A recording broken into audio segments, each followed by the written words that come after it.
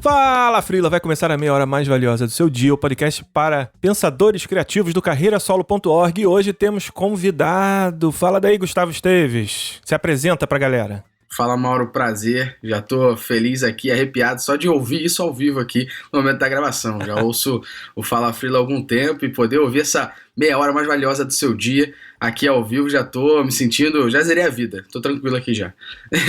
Imagina, cara, é um prazer ter você aqui. Conta por que você veio aqui conversar com a gente. Tomamos um café na época do antigo normal, né, onde as pessoas ainda frequentavam lugares públicos aqui no Rio. Falando de negócios e tal, e aí você comentou que era ouvinte nosso, enfim, e desde lá a gente tá ensaiando gravar alguma coisa junto, tanto aqui quanto nos seus podcasts também, mas conta aí um pouco da sua atuação, sua empresa, por que você tá aqui hoje? Cara, primeiro só estender aqui pra Carol e pro Domene, assim, obrigado por estar aqui com vocês, já sou fã, assim, do Fala Freela, ouço desde a época que eu era freelancer, então realmente eu falei pra até a galera numa conversa em off aqui, eu falei que ia tentar não pagar de fanboy aqui, ia tentar manter a seriedade, mas até quando o Mauro veio falar comigo na ocasião, falei assim, Mauro Amaral, eu joguei no Google, falei, putz, porque ele veio como contém conteúdo, né, aí eu joguei Mauro Amaral, falei, putz, é o Mauro Amaral do Fala Freela me chamando pra um café, tipo, eu tenho horário, né, não importa onde. Porque eu tenho que conhecer esse cara. Eu tenho uma consultoria de analytics e métricas que na realidade começou como um blog. Eu trabalho com isso, pelo menos com digital e e-commerce em si, há uns 15 anos. Eu comecei com 16 na Americanas.com como estagiário. E desde lá eu me encontrei muito nessa parte de analytics, estudei muito por conta própria, lendo em inglês, né? Eu costumo falar que eu aprendi inglês lendo livro técnico e jogando videogame. E dali eu comecei a me desenvolver um pouco melhor, e quando eu achei que eu estava já ciente e entendendo bem, tendo noção bastante do que eu estava falando sobre analytics, eu comecei a escrever da minha própria maneira sobre isso num blog chamado Métricas Boss, sem intuito algum de ter empresa. Eu já dava aula sobre isso e montava esse blog como um material complementar para os meus alunos. Essa era a ideia. Então quando o aluno saía da aula e falava, putz, onde eu posso aprender um pouco mais sobre isso? Eu falava, olha, tá o meu blog aqui. Porque eu não via ninguém falando sobre isso em português, sendo muito honesto. Só tinha gente em inglês falando sobre isso. E pra gente não ficar com aquele complexo de vira-lata, né? Eu falei, putz, eu reclamei tanto sobre isso na minha vida, agora deixa eu tentar fazer algo diferente, né? Do que ficar só reclamando. Se eu tenho a condição agora de fazer isso pro mercado e ajudar de alguma forma, eu vou começar a fazer. E aí eu comecei a escrever um blog, daqui a pouco começaram a surgir demandas perguntando se aquilo que a gente escrevia no blog a gente também executava. E daqui a pouco eu me vi com um sócio, que é o Lucian, que é o CTO da Métricas hoje, me ajudando de 7 da noite às 2 da manhã, que ele trabalhava numa outra empresa, e eu já estava atendendo 12 clientes. Eu falei, acho que o negócio está meio desgovernado aqui, vamos sentar agora, organizar e vamos de fato montar a empresa corretamente. Então a Métricas Boss é uma consultoria de Google Web e Mobile Analytics. A gente tem esse blog, que hoje é o maior blog da América Latina, o 5º maior do mundo em audiência sobre esse tema. Nós somos o podcast de analytics mais antigo do mundo. A gente grava desde 2015, tem bastante episódio lá, inclusive. Temos uma consultoria em amizade com o senhor Mauro Amaral aqui também, que me ensinou bastante coisa. H6, eu uso bastante técnicas aí que ele me ensinou. A gente tem 3 formatos de podcast lá. E além disso, eu também sou professor e tenho uma escola aqui no Rio de Janeiro de e-commerce, que nesse momento de pandemia está 100% online, né? Maravilha, que jornada, hein? Bela jornada. E em respeito a essa jornada, a gente trouxe você aqui justamente para abrir os olhos um pouco do pequeno empreendedor, de pessoas que estão no início de um caminho parecido, da importância de medir cada passo que se dá no mundo digital. Porque foi o tempo, e já tem muito tempo que se pensava assim, que era só publicar, tipo assim, construi e eles virão. Não é bem assim exatamente. Tem que se planejar e medir cada passo disso, né? As métricas são importantes para medir o que foi feito no ambiente digital e saber se você está no caminho certo, para não se render à famosa métrica de vaidade, né? Que foi um conceito até que eu vi no teu podcast, eu entendi um pouquinho melhor. A gente está muito sempre de olho quantos mil visitas, quantos mil acessos. De repente, de acordo com o tipo de ambiente que você tem, não é nem visita que você tem que olhar, é outro tipo de coisa. Bom, isso é um rascunho da pauta que a gente vai trazer aqui, mas fala daí, Maurício, como é que tá esse São Paulo frio aí? Tá bem frio, tá bem esquisito ver vocês do Rio de Janeiro de camiseta. Boa noite, bom dia, boa tarde, pessoal. Cada vez eu acho que tem menos sentido esse tipo de cumprimento, claro que nunca fez sentido, mas dizer que eu estou em São Paulo também não faz o menor sentido, porque assim, que importa onde é que a gente está, não é verdade? A gente podia estar em qualquer lugar do mundo ou da Lua, não faz diferença, a gente grava assim, eu e a Carol moramos na mesma cidade e acho que nos vimos uma vez ou duas, então em tantos anos não faz diferença. Vai ser um prazer ver essa conversa com o Gustavo, já estou com o meu caderninho aqui, como no episódio anterior, vou anotar tudo aqui que vai ser uma aula. Passando frio também aqui em São Paulo, também com um caderninho do lado, um pouco envergonhado de dizer que eu não meço as estatísticas do meu site, então vamos ver o que dá para aprender agora.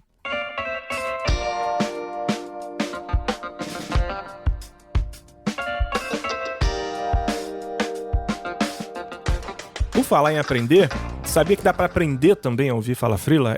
A gente está disponível em todos os agregadores, todas as redes sociais em @FalaFrila, tudo que você imaginar. É muito fácil encontrar a gente. Desde o Spotify, Deezer, Apple Podcasts, estamos subindo no ranking. Aliás, ranking da Apple tá louco, né? Eu tenho alguns medidores de popularidade. Você começa segunda-feira ali em 30º, depois vai para eu nunca sei falar, 150º, e depois volta para 60, é muito flutuante, eu não consigo entender. Aliás, vale até um spin-off desse programa aqui sobre métricas para podcast, a gente podia pensar no futuro, que é um grande buraco negro. Mas enfim, você pode encontrar a gente em qualquer agregador. Rede social é sempre @FalaFrila e estamos investindo em contato que pula a cerca do algoritmo. A começar pelo grupo do Facebook, que Maurício comigo divide lá a bancada, né, Maurício? Estamos sempre publicando todo dia, uma espécie de blog 4.0 virou o nosso grupo do Facebook, que você encontra em freelancesbr/FalaFrila. E também os comunicadores de praxe, comunicadores diretos como o Telegram, o WhatsApp, com preferência para o Telegram, que eu estou curtindo bastante. Você encontra todos os links lá em carreirasolo.org e link também para newsletter e tudo mais que você imaginar. Só seguir a gente e deixar o seu review para a gente subir lá na classificação. Então vamos lá para a pauta. Beleza, fiz sozinho como vocês dois gostam. Não gosto de falar rede social. Então vamos lá. É que a gente nunca sabe. Porque muda, né? O Maurício tá esperando um dia que falar. E nosso perfil no TikTok é o... né?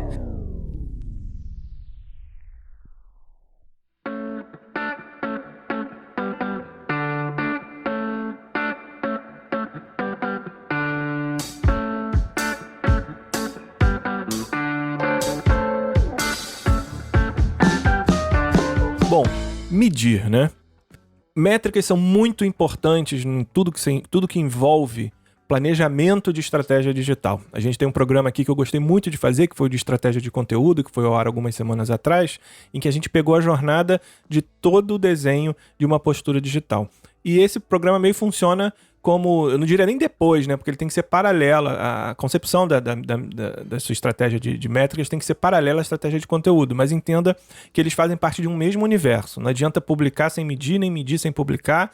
É uma coisa meio ali simbiótica, com o foco aderente aos seus objetivos. E é um pouco sobre esses objetivos que a gente começa a conversa, didaticamente aqui, tá? Separando em 4 tipos de presença digital e de como a gente pode medir e usar essas métricas como um diferencial competitivo, seja para o pequeno freelancer que está começando, até a agência e tal, que já está estimulada. Vamos lá, Gustavo. Pensei aqui didaticamente em 4, como eu estava falando. Um blog, um site de uma pequena agência, um projeto de educação ou projeto de terceiro setor e até mesmo um pequeno e-commerce daquele que você bota no Enjoei ou numa pequena operação, no PrestaShop, numa loja mais pronta ali que você pode montar rapidamente. Faz sentido essa divisão na sua cabeça? Por onde você quer começar? Conta aí pra gente. Faz bastante sentido, que são métricas... muitas vezes as métricas você tem as mesmas métricas, mas não necessariamente elas são seus KPIs, né? Que acho que já vale a pena a gente traçar aqui uma diferença. E aí até, voltando aqui um pouco, o Domênio falou, não importa de onde a gente está aqui, né, se falando, inclusive as métricas lá do Spotify, do Anchor, começam por onde as pessoas estão te ouvindo, que é no planeta Terra.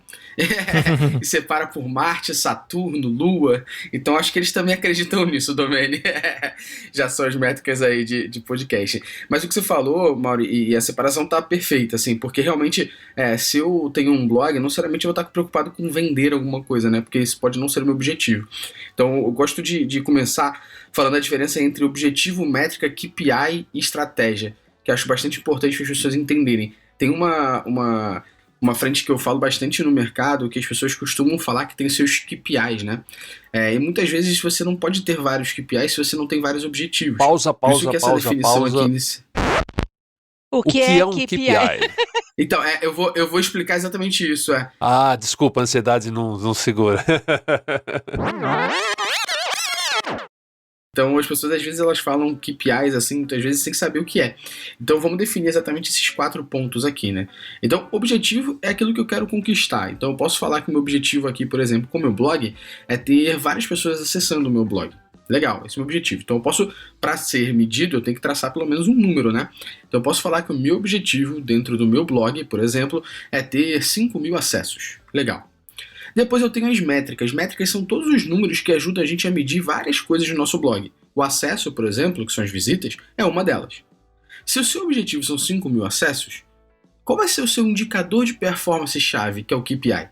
O seu indicador de performance-chave não vai ser, por exemplo, a quantidade de pessoas que compartilharam a sua notícia. Não vai ser a quantidade de pessoas que assinaram a sua newsletter para receber os e-mails com novos posts do blog.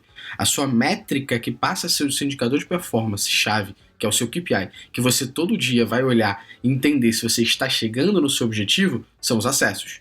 Então vê como é que a gente está num mundo onde a gente tem várias métricas, só que não necessariamente todas elas são importantes para medir o seu objetivo. E a estratégia é o que você vai fazer para chegar nesse objetivo. Para fazer uma analogia bem tranquila da nossa vida, aqui no dia a dia do que a gente vive, quando você entra na academia, por exemplo, você tem 3 macro-objetivos tradicionais, vamos dizer assim, né? Que é a gente emagrecer, ou a gente ter hipertrofia, né, ganhar definição, ou a gente ter apenas um condicionamento físico. A gente está fazendo atividade física para poder, de fato, fazer algum tipo de atividade física e manter o nosso corpo ali ativo. Então, vamos supor que eu entro na academia com o meu objetivo de emagrecimento. Vocês concordam comigo? A gente já foi pelo menos alguma vez na vida na academia, mesmo que de forma filantrópica, né? A gente ajuda, eu, por exemplo, ajudo mensalmente o Médicos Sem Fronteiras e uma academia. Deduzido o imposto de então, renda, né? Doei para alguém... academia. Toda vez que eu vejo alguém correndo na esteira, eu falo, putz, eu ajudei, aquela esteira ali fui eu que paguei, né? Então, mesmo que de forma filantrópica, alguma vez a gente foi na academia. Se eu entro com o meu objetivo sendo emagrecimento, o meu objetivo, eu tenho várias métricas como percentual de gordura, eu vou ter índice de massa magra, índice de massa muscular. Só que esses são métricas que vão me ajudar a entender meu corpo, mas não o meu objetivo. O meu objetivo, quando eu entrei na academia, era emagrecer. Então, qual a métrica que mede diretamente o meu objetivo? É o peso. Então, o peso se torna o meu indicador de performance-chave, que é o KPI, que a gente está chamando.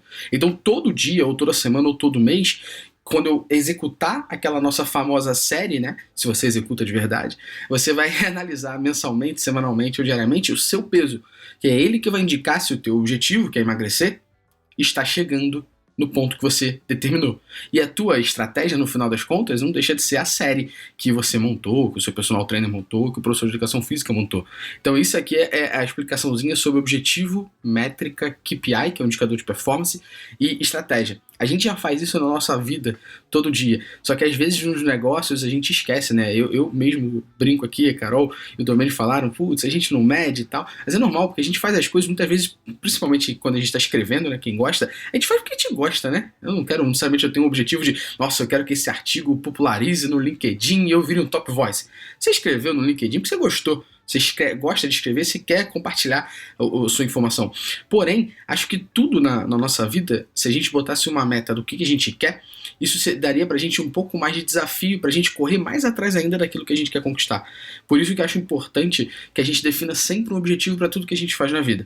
Então, por exemplo, quando eu comecei a ter o podcast da Métricas, que era o Podcast Analytics, o meu objetivo com o podcast era apenas um.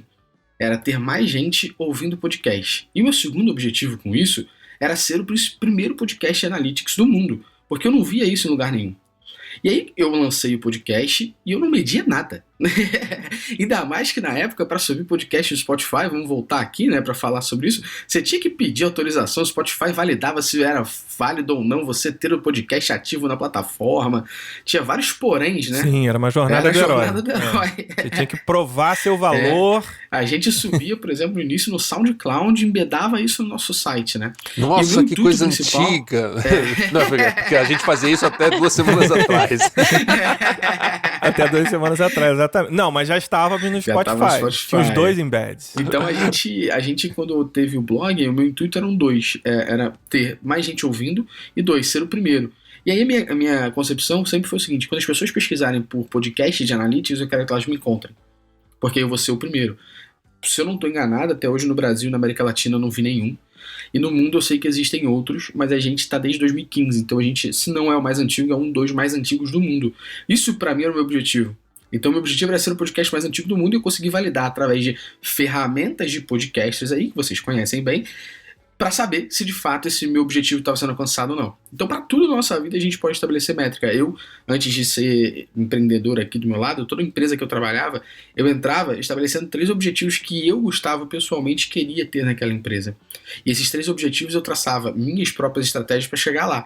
Então, às vezes, objetivos bem legais de, beleza, quero aumentar salário. Mas também objetivos de, eu quero fazer uma palestra para o CEO da empresa. E eu era analista júnior. Então, como é que eu faço para fazer isso, né? Como é que eu faço para ser notado pelo CEO e ele me reconhecer como uma autoridade naquilo que eu estou fazendo dentro da empresa?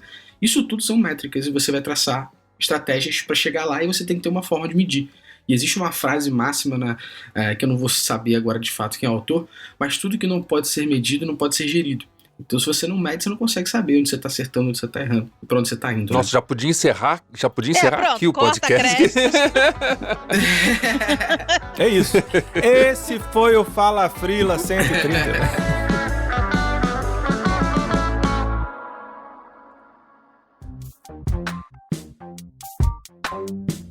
Com essa abordagem teórica, acho que em 10 minutos o Gustavo meio que botou todo mundo no lugar, no sentido de olha só o que você tem que fazer. A gente começa a fatiar, né, essa realidade.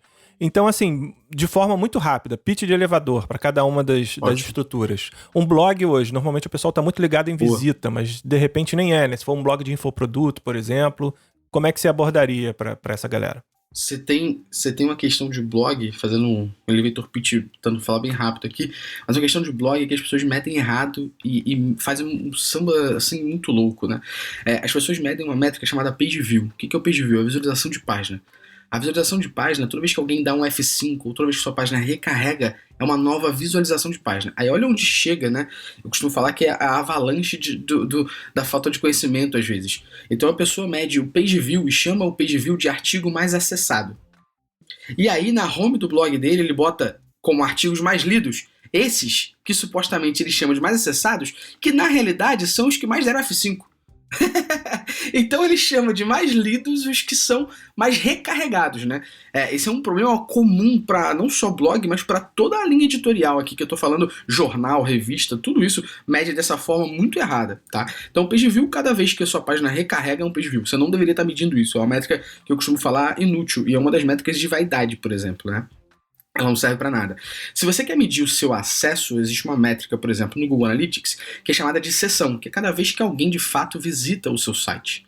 Isso vai medir para você que o seu artigo ou o seu site foi acessado, não necessariamente foi lido, né? Por isso que vocês devem estar acostumados, quem entra em jornal, quem entra em revista, quem entra em blog, de vez em quando ver na página um botão chamado continuar lendo. Aquele botão é super intrusivo, chato pra caramba, aparece na metade do texto. Mas muitas vezes esses blogs, esses jornais, essas revistas, eles colocam aquele botãozinho continuar lendo para medir a sua ação. Ação de quê? De clicar para ver mais o texto. Não que isso seja a melhor solução para isso, porque de fato você ainda não necessariamente leu todo o artigo, né? Você só clicou para exibir mais linhas. Existe uma métrica, que aí eu vou citar 2 portais aqui, que é o Mundo do Marketing e o E-Commerce Brasil, que a gente na Métricas Boas ajudou eles a implementar, que é uma métrica um pouquinho mais avançada no sentido aqui de conhecimento, que é através da ação do usuário naquela página. Então, nesses 2 portais, para você ser um artigo, você tem que ter no mínimo 3.000 caracteres. Então, quando o usuário chega em 3.000 caracteres, que dão mais ou menos 75% do scroll da página, ou seja, quando você vai descendo a barrinha de rolagem, a gente consegue marcar que quando o usuário chega de 75% da página para baixo, a gente diz que esse cara leu o artigo. Só que é uma forma um pouquinho mais avançada de fazer. Então, se você é um blog aqui agora e você quer começar a medir, eu recomendo que você faça 3 coisas. Você meça as sessões, que são os seus acessos, para você entender se de fato as pessoas estão visitando o seu site, o seu blog. Número 2, uma outra métrica no Google Analytics chamada duração média da sessão, que você vai conseguir medir todo mundo que acessa, o tempo médio que essa galera fica dentro da tua página. Então você consegue entender, entre aspas, aqui, o engajamento. E a terceira métrica é a página por sessão, que também vai fazer uma conta parecida com essa outra que a gente mencionou. É de todo mundo que acessa, em média, quantas páginas eles navegam dentro do seu site. Isso te ajuda a entender o engajamento que as pessoas têm com o teu blog. Porque o que a gente faz com o blog não é que a pessoa leia um artigo só, né? É que a pessoa leia vários. E aí eu dou um salve aqui para blogs de viagem. Vocês devem estar acostumados. Normalmente quando você entra no blog de viagem, tá lá o que fazer, o que comer, onde se hospedar. Cada uma dessas etapas aqui são páginas diferentes. Eles fazem isso justamente para aumentar o número de páginas por sessão. Que aí demonstra que o blog está engajado. E isso é uma métrica que eles vendem depois para a indústria para anunciar.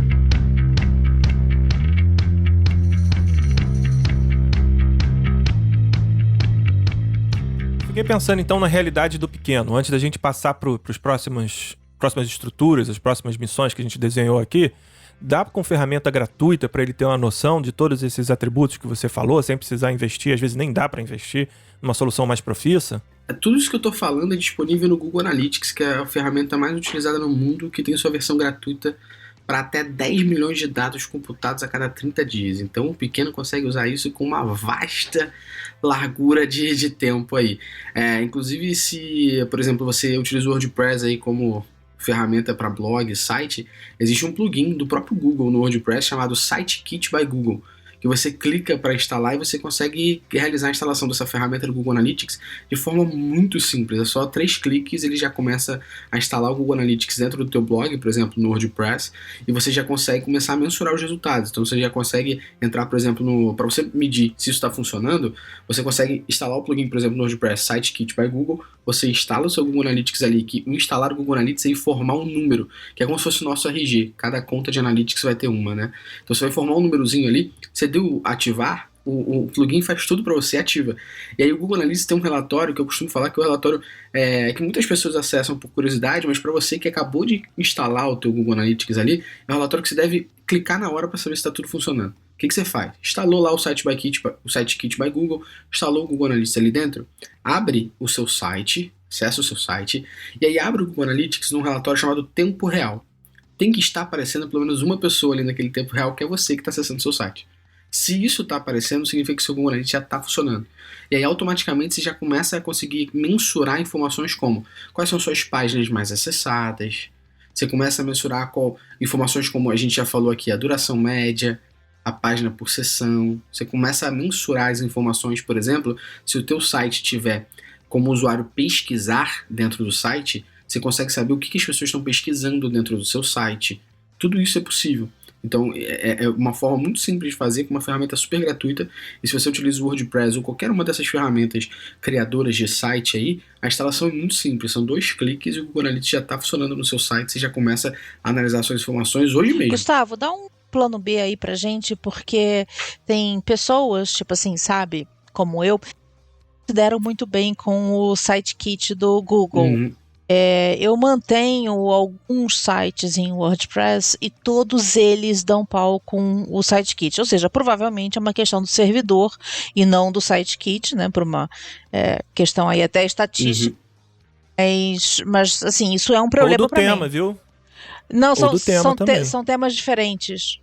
O Sitekit está dando pau em todos os sites, o da editora, o meu, o que eu mantenho da minha mãe, o da revista, enfim, todos eles dão pau, são temas diferentes, em domínios diferentes. Então, o que tem em comum é justamente o servidor. Se eu tiver que culpar alguém, eu provavelmente vou culpar o servidor e não o Google, mas isso é um problema para mim e eu não estou disposta a mudar de servidor no momento. Tem um plano B? Tem sim. O de ferramenta, acho que a mais simples e mais tranquila de usar é o Google Analytics, sendo muito honesto. Se eu for falar de outras ferramentas aqui, elas são um pouco mais puxadas de instalação, de análise em si.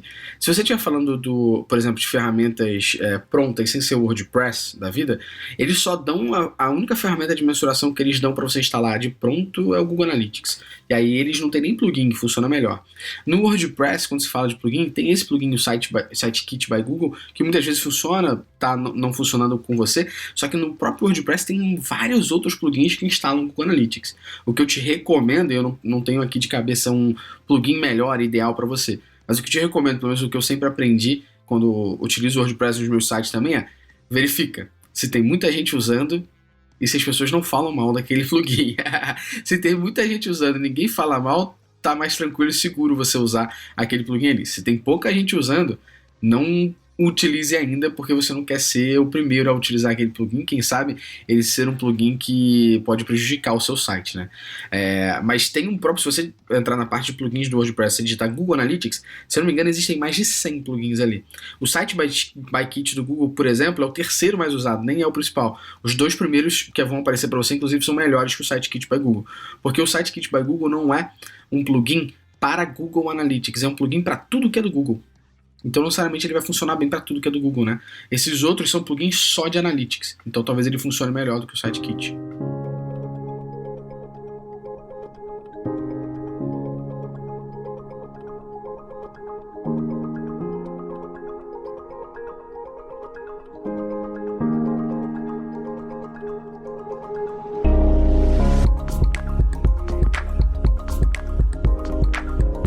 Então, seguindo, nosso dono de blog cresceu um pouquinho, agora tem uma pequena agência, uma pequena produtora. E aí muda um pouco a maneira dele olhar, ele deve começar a olhar para conversão, né, para e-mails recebidos. Acho que quando você muda de blog para uma pequena agência, por exemplo, você já começa a ter um propósito maior do que ler, do que as pessoas leiam o seu artigo, né? Você começa a ter um propósito maior, que você pode ter talvez o blog, esse blog se tornou uma pequena produtora, e agora você quer que as pessoas entrem em contato com você. Então, lembra daquela questão que a gente falou no início? Objetivo, métricas, o indicador de performance e a estratégia? Seu objetivo mudou. Então aqui agora seu objetivo é que as pessoas entrem em contato com você. Então o que você pode fazer para que as pessoas entrem em contato com você?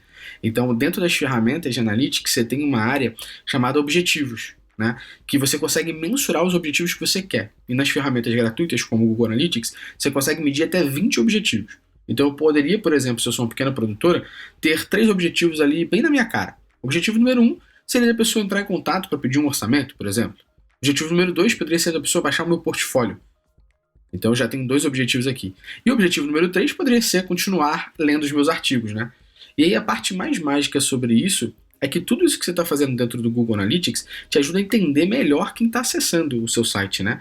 Então imagina o seguinte, imagina que você tenha no mesmo dia 5 pessoas que baixaram seu portfólio e no mesmo dia 3 pessoas que entraram em contato. Talvez essa galera baixou o portfólio, viu o que você faz e entrou em contato depois porque se interessou sobre isso.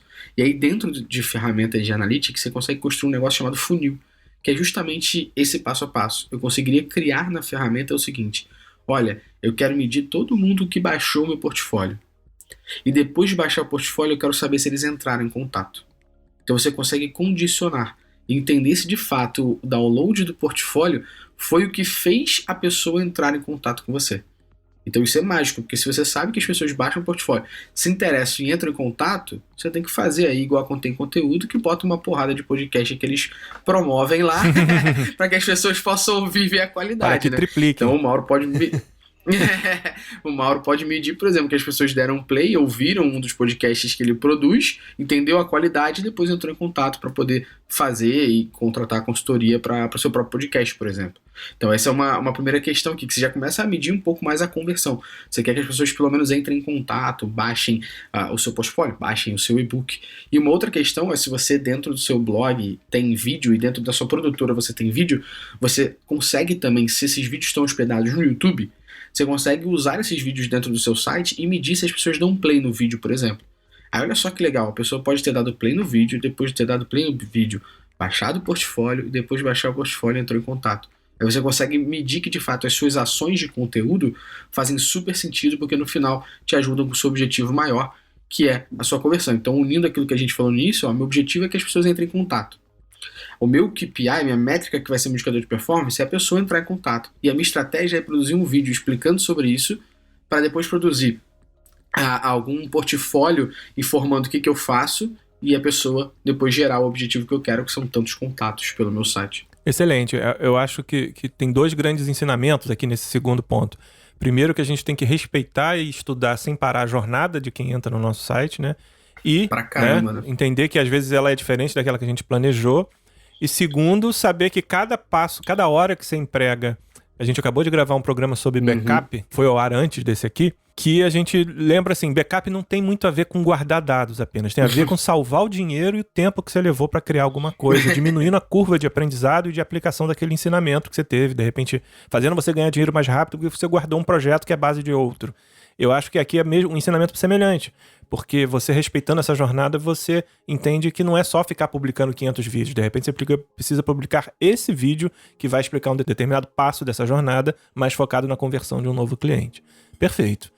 Mas e aí eu tô pensando aqui, e quando a questão ela transcende um pouco a conversão comercial ou de um contrato, quando você quer vender uma ideia?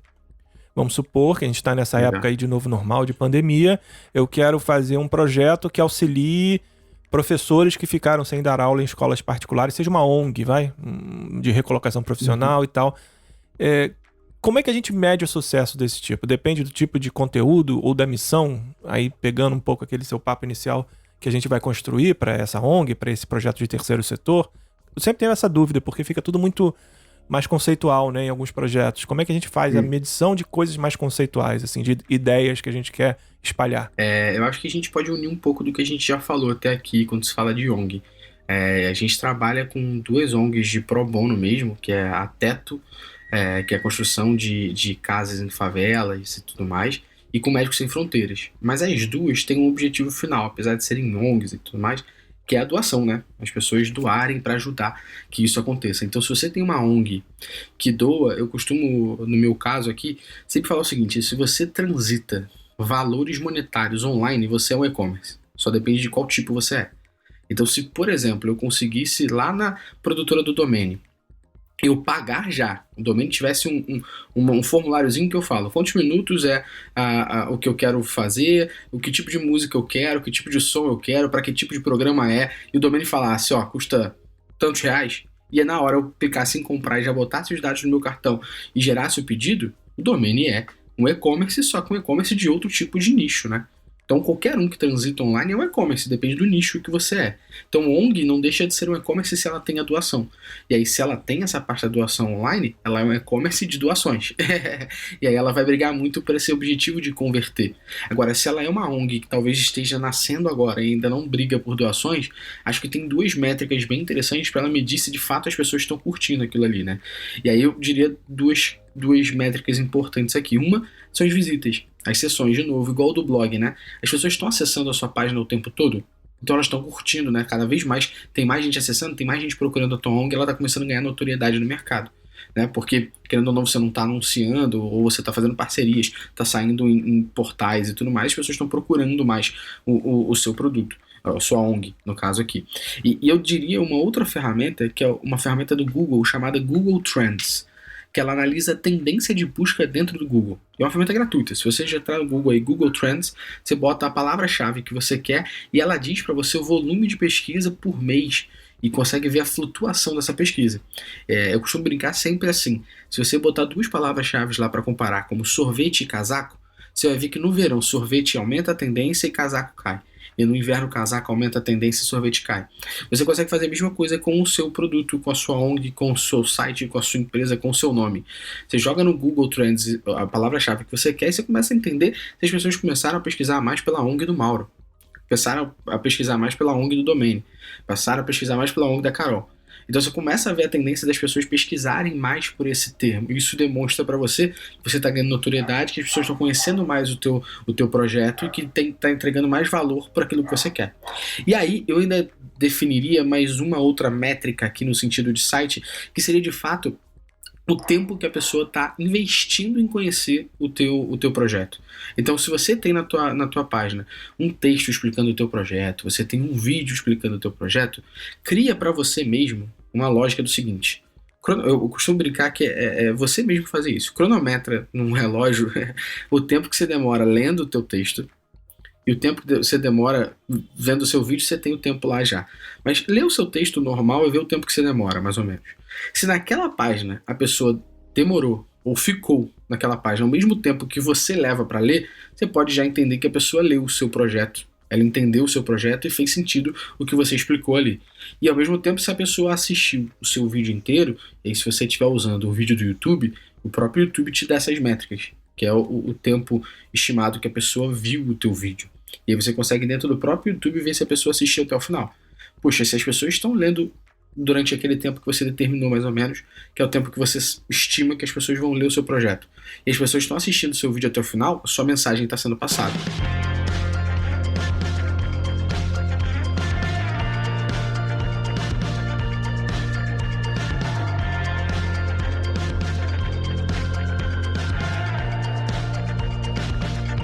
E aí a gente chega naquele que é o rei das métricas, né? Aquele que mais precisa, que é o e-commerce, né? Porque efetivamente você é o foco da conversão, né? Eu já trabalhei, estou há 10 anos gerando conteúdo para e-commerce, e o conteúdo ele é muito importante porque ele aproxima o cara da decisão da venda, né? Então, às vezes, quando tem uma TV nova, a gente tem muitas séries de TVs novas, desde a Full HD surgindo, né? Cada 2 anos, a gente produziu muito conteúdo explicando desde do espaço que a pessoa tem que estar da TV, até o que é um pixel de uma 4K, diferente de um LED, enfim. E esse conteúdo aproximou da venda. Além do conteúdo, tem toda a questão de UX, de arquitetura, de quão parrudo é esse e-commerce, se o botão está no lugar tal, não está no lugar tal.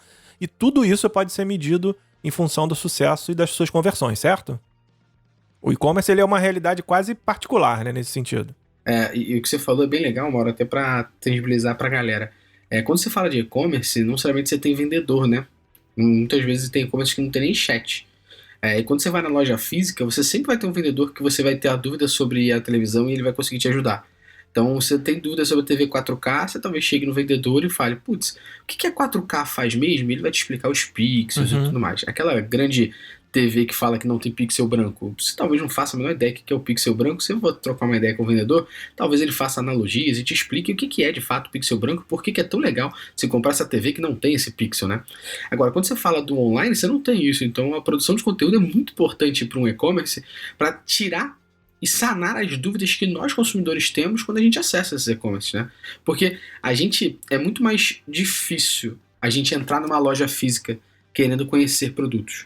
Mas quando a gente entra, se você engaja com aquele produto, se você curte, talvez seja mais fácil a sua compra. Então muda aqui um pouco o paralelo. Na loja física você consegue acessar de forma mais simples, mas justamente você consegue, acessar de forma mais difícil, você passa na vitrine, né, dá aquela famosa olhadinha, mas quando você acessa, talvez a sua conversão, o seu poder de compra, se você engaja com o produto, se o vendedor é bom, passa a ser alto. Quando a gente fala do e-commerce, o paralelo é ao contrário. É muito simples a gente acessar o e-commerce, né? Só a gente abrir a guia do nosso navegador, só digitar no Google, e a gente acessa, a gente aperta o X e vai embora. Então, conteúdo é importante pra caramba, e medir se o conteúdo de fato está sendo eficaz para te ajudar na venda é mega importante, porque a gente está a um clique de fechar o site, né? É uma coisa muito simples eu fechar um site. Então, se eu entro num site, eu estou lendo informações sobre a TV de pixel branco, e eu estou vendo a TV que não tem pixel branco e não explica o que é o pixel branco e o benefício dela não ter isso, eu vou jogar no Google. Se eu jogar no Google, pode ser que eu encontre um site mais barato que o seu. Já era. Você gastou anúncio comigo para eu entrar no teu site, eu fiquei com dúvida, fui embora, abri no Google para jogar o que de fato é o benefício de não ter pixel branco, encontrei uma que explica melhor que você, que é mais barata, comprei e você gastou com isso para eu comprar no concorrente. Então, conteúdo é muito importante, medir isso é muito importante, só esse paralelo aqui. E quando você fala de e-commerce, cara, acho que tudo você pode medir. Você falou da questão de usabilidade, né? Usabilidade é a gente deixar o site mais fácil e atrativo para que o usuário não precise ficar pensando no que tem que fazer, né? Então eu consigo medir com a parte de usabilidade se de fato a área do meu menu do e-commerce é muito clicada. Se não é clicada, eu começo a fazer as análises do porquê que ninguém clica. né? Então, se eu meço isso, eu consigo entender por que clica e por que não clica, por exemplo. Agora, tem duas métricas que são as principais assim, do e-commerce. Uma são as transações. Transações são basicamente os pedidos que as pessoas entraram e realizaram. Ponto. E aí, as ferramentas de analytics, elas não medem se esses pedidos foram pagos, ou seja, se o cartão aprovou, se o boleto foi pago. Ela mede que o pedido foi realizado, porque essas ferramentas elas vêm muito mais ajudar o time de marketing. E não é competência dele saber se o cartão foi aprovado ou se o boleto foi pago. Isso é competência de outro setor do e-commerce, né? Então essa é a primeira parte, transações. Acho que a principal KPI dos e-commerces é saber quantos pedidos você vai ter por dia, por hora, por mês. E a segunda, que é uma conta bem simples de fazer, mas é uma conta meio assustadora, que é a taxa de conversão. A taxa de conversão é a métrica que calcula a quantidade de acessos, né, que são as sessões que entraram na tua página, e divide isso pela compra. Então o cálculo são as transações, são esses pedidos, dividido pelas sessões, pelas visitas, para você ter uma taxa, né, uma métrica. E aí vocês sabem qual é a taxa média do mercado de e-commerce brasileiro? Vocês chutam assim? Tem alguma noção? Nem ideia. 1,56%. É bem baixa, hein? Vocês têm noção que 98,44% das pessoas que acessam o site não Estão compram? só dando uma olhadinha. Eu só tô dando uma olhadinha aqui. Então, o famoso caroço online, né? Caroço, uma plantação de caroças, né? Tem noção que 98,44% não compra. É claro que essa métrica ela varia de acordo com cada tipo de mercado, Sim. seus nichos de mercado. Não vai ser 1,56%, eu gosto sempre de trazer esse paralelo. Eu tenho um amigo que ele vende peça de caminhão online e para você acessar o site tem que obrigatoriamente ter CNPJ. Então só ele já cortou um monte de gente que é caroço e é CPF, né? Já não pode acessar porque você tem que botar o seu CNPJ. Poxa, a taxa de conversão dele é 60%. Agora, se ele não chega para você e explica qual é o negócio dele, as entradas dele, ele chega no meio da gente aqui e fala, nossa, minha taxa de conversão é 60%, a gente que tá no mercado vai falar, esse cara tá mentindo, ele não tá medindo corretamente, porque é impossível ele ter 60%. Só que a gente também não sabe se o cara tá tendo 10 visitas, né? E 6 estão comprando. Então acho que esse é o paralelo da taxa de conversão. Né? Ele pode estar... Exato, ele tem 60%. Tá me ocorrendo aqui uma realidade da nossa audiência, né? A gente tem um número para infoproduto, o pessoal que vende e-book, o pessoal que... o Maurício, por exemplo, tem um amigo que me ajudou no projeto do Bioparque que vende trilhas, né? Na verdade, não vende trilha, vende direito de uso da trilha, melhor dizendo. Esse tipo de conteúdo digital, infoproduto, a gente tem isso medido em algum lugar? Isso é medido também, o próprio Google Analytics pode medir isso, e outras ferramentas. Não, mas em de termos de mercado, você já esbarrou com esse dado? Sim, O esses pessoal dados saber também existem. É claro que você também, nessa questão de infoproduto, tem uma quebra ali, mas a gente mesmo tem o nosso produto, né, o nosso curso online, e a nossa taxa de conversão é bem alta, é 16%. Então, é claro, porque você tem várias estratégias, né, gente? Assim, se eu botar um outdoor na Avenida Paulista, falando do nosso podcast aqui do Fala Frila, muita gente vai ver, mas não necessariamente todo mundo vai ouvir, né? Então acho que é o paralelo. Talvez eu possa fazer um puta anúncio no Jornal Nacional, no intervalo, falando do meu curso de Analytics. Pô, um monte de gente viu, mas não necessariamente todo mundo tem potencial de compra, né? Então essa questão da taxa de conversão, ela varia justamente com isso. Então a métrica de vaidade que o Mauro falou lá no início, pode ser isso, né? Eu falar que eu tenho 1 milhão de sessões, mas são totalmente mal segmentadas, um público totalmente aleatório, tem 1 milhão de sessões, mas putz, eu tenho uma taxa de conversão de 0,01%, porque esse 1 milhão de pessoas que acessam são pessoas que não tem nada a ver com o meu produto, por exemplo, e elas estão acessando, não necessariamente significa que você está indo bem, né? Por isso que a taxa de conversão é essa métrica muito valiosa nesse sentido para e-commerce, porque ela te ajuda a entender a qualidade de quem entra com a qualidade do teu site.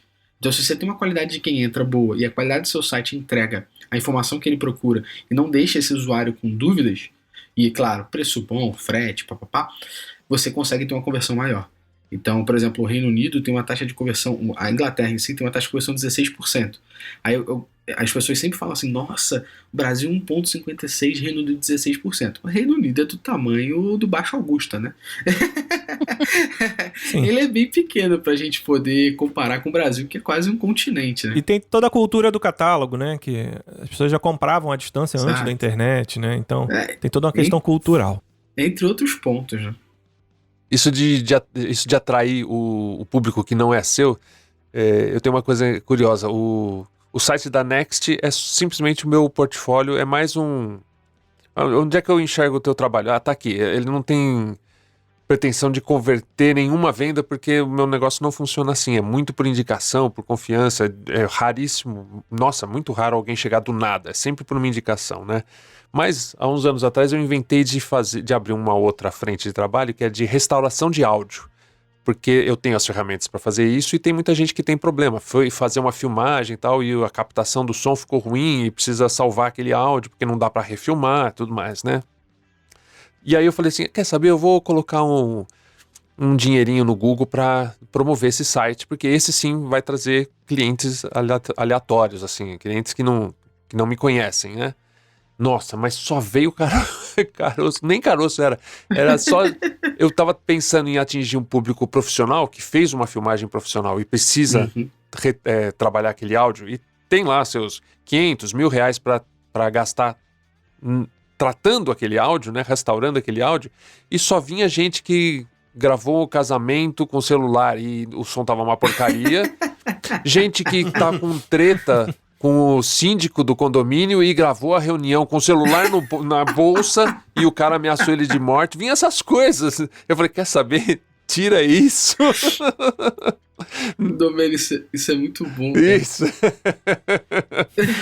Só veio encrenca, não veio nada. Deixa eu do que ficar imaginava. compondo trilhas premiadas no mundo inteiro mesmo, mais vantajoso.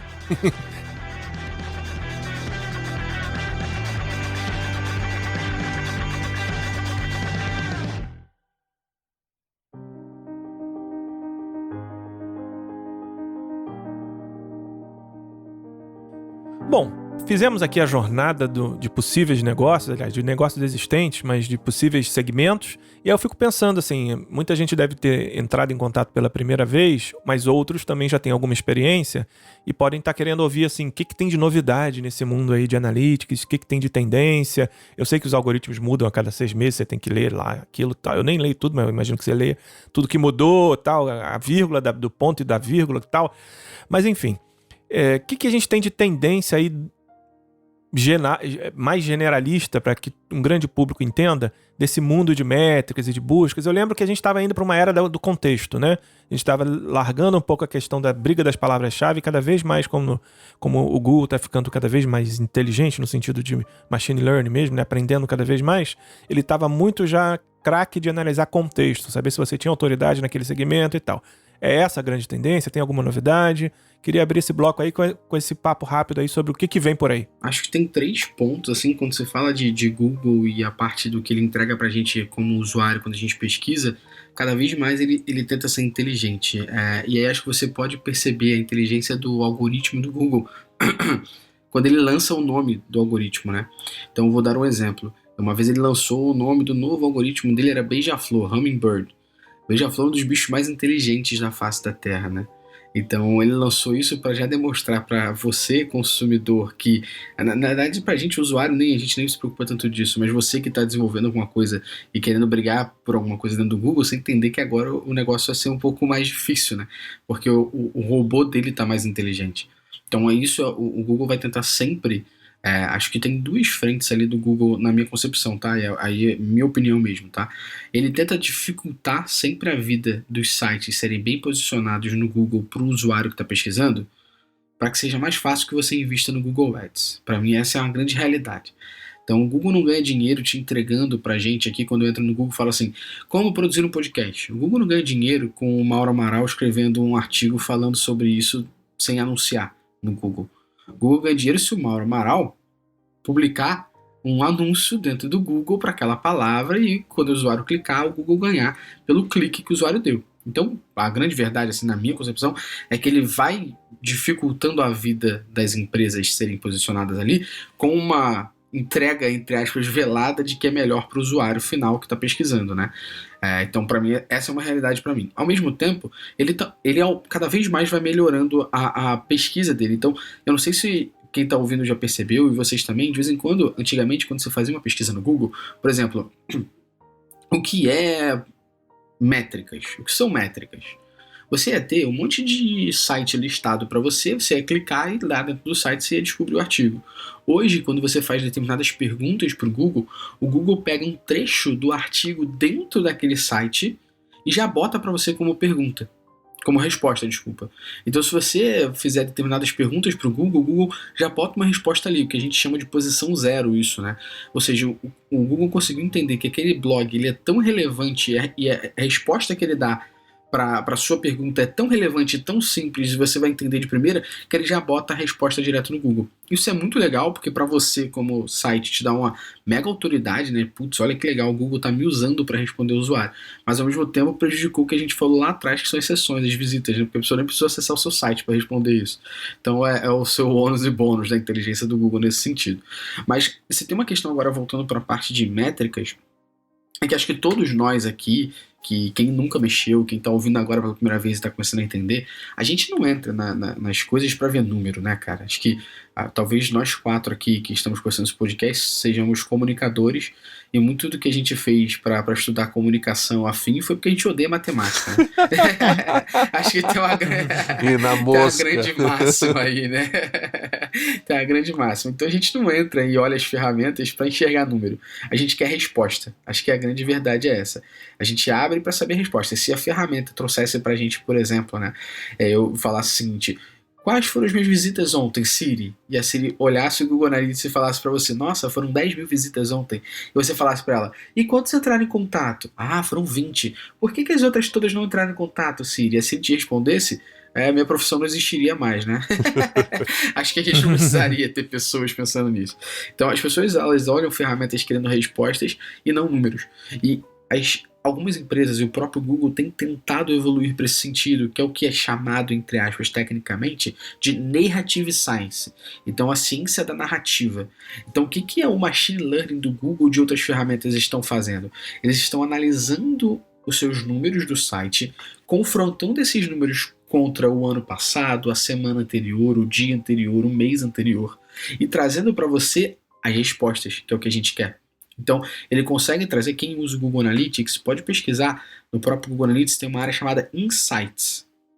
Se você clicar nessa área de Insights, ou se você jogar no Google pesquisar o que é o Google Insights, você vai cair num blog maravilhoso chamado Métricas Boss, que eu recomendo fortemente que você veja, que vai explicar um pouquinho sobre isso. Mas... E fique vários minutos na sessão, né? Navegue por várias páginas e entre em contato. Mas brincadeira à parte, você vai ver que é uma narrativa do próprio Google falando: olha, as suas sessões da quarta-feira foram 10% maior que as suas médias de sessões nas quarta-feiras. Analisa o relatório. A grande questão é que ele te fala o que, não porquê, né? Acho que ainda a gente não chegou no porquê. Por que foi maior, né? Aí você vai ter que analisar ainda. Mas o que é uma grande dificuldade das pessoas ainda, já está começando a ser resolvido, né? O que eu analiso? Se você abrir a ferramenta, é uma porrada de relatório, uma porrada de número. Muitas pessoas que já abriram no Google Analytics pela primeira vez olharam e falaram assim: nossa, isso é horroroso, vou sair daqui. Porque a máxima é que você deve entrar na ferramenta querendo responder alguma coisa. Se você entra na ferramenta com alguma pergunta na cabeça, você consegue entender um pouquinho melhor o relatório. Então, por exemplo, se eu quero saber se as pessoas que acessam o meu site são mais homens ou mulheres e qual a idade, existe um relatório chamado Informações Demográficas. Você não precisa ser nenhum gênio para clicar ali e saber que lá vai ter idade e sexo das pessoas que acessam o seu site. Então, se você abre a ferramenta sabendo o que você quer, você consegue utilizar. Como o Google e outras empresas já perceberam que as pessoas muitas vezes não sabem o que querem, ele começou a tentar resolver isso, dizendo para você: o que está acontecendo é isso, agora vai lá e analisa. Então acho que a evolução maior vai ser sempre entregar o que a gente quer, que não é número, é a resposta, né? Bárbaro. Sensacional. E quem está começando a se posicionar agora para se estruturar no digital, que grande dica você daria assim, em termos de preparação para ser enxergado pela busca e tal? Eu não digo nem palavra-chave, nem dicas mais H1, H2, não é isso? É tipo assim, de postura mesmo, né? Que a galera sempre tenta dar uma de black hat na vida e tal, mas um grande resumo dessa postura de um posicionamento para o Google bem feito em termos de negócio criativo, que é o nosso público aqui. Eu acho que você tem que pensar sempre no usuário, e o Google é consequência disso. Como o Google sempre tenta entregar melhor para o usuário, se você sempre fizer tudo centrado no usuário, e esse usuário seja o seu leitor do blog, esse usuário seja o seu ouvinte do podcast, esse usuário seja a pessoa que assiste o seu vídeo, você vai ter uma competência boa para o próprio Google, né? Se você for entrar em fator do que o Google leva em consideração para você ser ranqueado, são mais de 300 pontos. E a gente não conhece todos, a gente conhece alguns. Então o básico aí, você vai jogar no Google, você vai aprender a fazer o básico. E você vai entregar o básico. Agora, se o teu produto for algo bom para o consumidor, aí eu acho que você consegue ter. Mauro, eu tenho 95% dos meus acessos no blog da Métricas, 95% dos meus acessos. É muita coisa vindo do Google. E o que eu fiz foi justamente pensar no usuário como resposta. Então, elogios que às vezes a gente tem no blog da Métricas são elogios do que a gente não fica enchendo linguiça para dar resposta. Então, se a pessoa entra no nosso site, por exemplo, querendo saber o que são sessões, eu vou responder em 2 linhas o que são sessões. Depois eu vou definir como ela analisa, como ela é calculada, mas eu vou responder o que o usuário quer. E às vezes você entra em sites que tem... Putz, cara, eu, por exemplo, quando eu entro num site ou num blog que o texto é gigantesco para me responder aquele ponto, minha cabeça já funciona da seguinte maneira. Meu Deus, se para entender isso eu tenho que ler isso tudo, eu tô muito ferrado na minha vida, né? Então, tenta pensar no teu consumidor. Tenta pensar no teu usuário, tenta fazer o exercício da empatia, né? Para você com o seu leitor, para você com o seu ouvinte, para você com o seu cliente.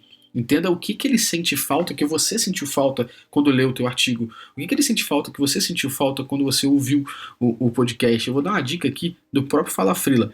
Você viu como que as introduções dos participantes e a introdução da banca fixa aqui do Fala Frila é bem rápida? Não é demorada? Se você ouvir outros podcasts aí, você vai ver que às vezes demoram 6, 10 minutos para fazer a introdução do podcast e dos participantes da banca fixa. Você que está ouvindo aqui, você não precisa conhecer o Mauro, a Carol e o Domênio de novo, que você ouve o tempo todo eles. E eles já fazem introduções mais breves. Por quê? Porque com certeza foi analisado que a retenção do usuário dentro do podcast cai quando o podcast demora 10 minutos só para iniciar o conteúdo. Por isso que a gente nunca fez muita leitura de e-mail na história, assim... Sempre preferiu responder nos posts, a gente falava isso sempre. Dúvida a gente vai responder em outro ambiente.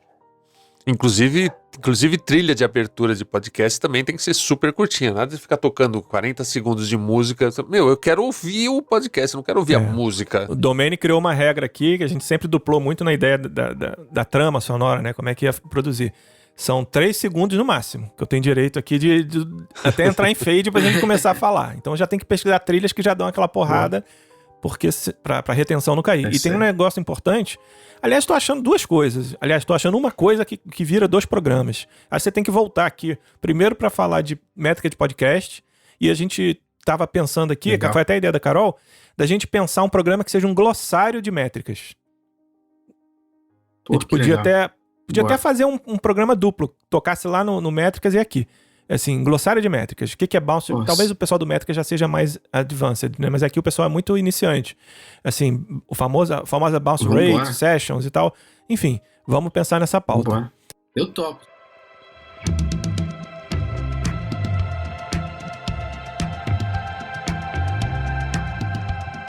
É isso, gente. Eu acho que para concluir, acho que tem uma questão quicando aqui. E tenho certeza que a galera está se perguntando, investir ou não em ferramentas de métricas? Ir no gratuito ou tentar uma solução mais profissional? Claro que existem perfis e perfis, e a ferramenta por si só não é muita coisa, mas vamos fechar esse programa sensacional, aliás, já te agradecendo de antemão, um dos mais instrutivos aqui da temporada atual, mas acho que a gente pode fechar com essa grande questão. O que você fala aí pro cara desde daquele pequeno escritório que está começando até uma pequena operação de e-commerce ou uma média operação de e-commerce, investir ou não em ferramentas e no raciocínio, na estrutura de métricas na empresa, na marca. Legal.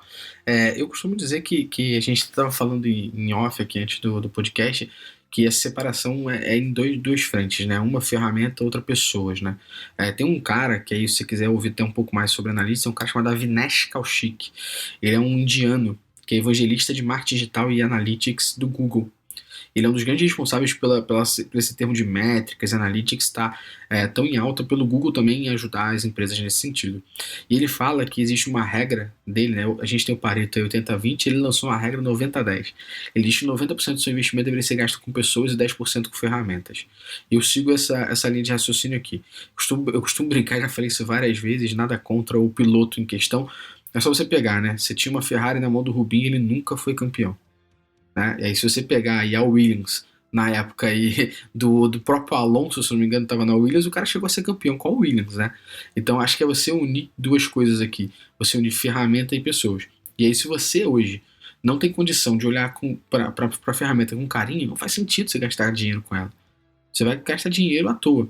Então, para mim, se eu pudesse construir uma história aqui, eu falaria primeiro para você gastar dinheiro ou você gastar investimento com você mesmo ou com alguém, pensando no que já é gratuito hoje. Então, pega o que já é gratuito, porque você não gasta muito dinheiro com isso, porque as ferramentas não são baratas.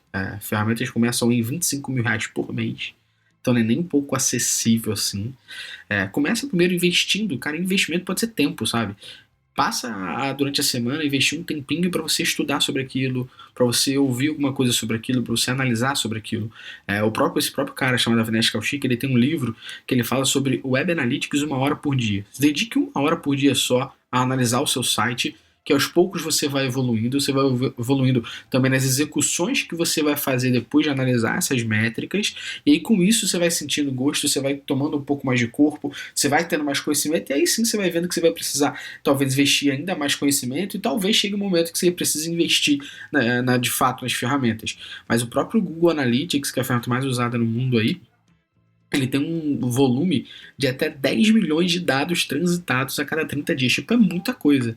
Se você é um médio e-commerce, talvez você já comece a chegar no limite dele. E aí faça sentido para você, porque você já está um pouco mais estruturado. Agora, eu, por exemplo, meu blog nunca paguei o Analytics 360. Nas minhas empresas eu nunca paguei essa versão premium do Analytics, eu uso ele free. E consigo ter tempo, investimento meu, de uma equipe e de outras pessoas, investimento nesse sentido de tempo, deles olharem e analisarem as informações. Se eu fosse falar aqui de alguma ferramenta para pagar, eu pagaria uma ferramenta chamada Hotjar, que custa $29. A diferença, né? 25 mil prata por mês e $29 aqui. Então, eu recomendaria a utilização dessa ferramenta para você. Custa $29, não é tão cara. E você conseguiria já ter noções de fazer pesquisa com o seu usuário dentro do site, você conseguiria gravar algumas tendências dele dentro do seu site, você conseguiria utilizar um pouco mais de informação que talvez essas outras ferramentas que a gente mencionou aqui não te dão. Então é uma ferramenta complementar e bem acessível, $29, né? Não é tão surreal. Costumo brincar que é um almoço no Outback aí, você paga a ferramenta. Ou uma pizza, né? 2 pizzas que você peça. Eu uso duas pizzas eu uso a métrica pizza. A métrica da pizza. Cara, sensacional. Programa completíssimo. Espero que a audiência tenha entendido que medir é um ativo, não é um desperdício de tempo, é um ativo no seu negócio que vai fazer ele crescer. Porque tem cada vez mais gente chegando online. Isso é bom, porque tem mais gente procurando coisa, mas também tem mais concorrente chegando. Então você tem que primar pelo diferencial.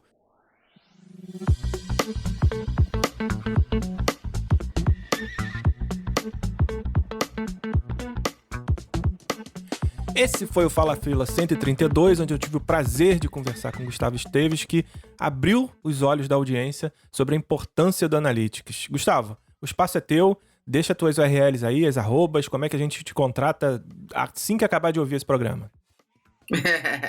Obrigado, acho que a galera pode também não só pensar em contratar direito, pode começar a pensar em estudar. A gente tem bastante conteúdo gratuito aí da Métricas, a gente tem um podcast, está disponível em todas as plataformas aí também, que é o MBcast, tem vários episódios lá, tem 3 formatos, formato de mesa redonda, formato de livros, formato de dicas.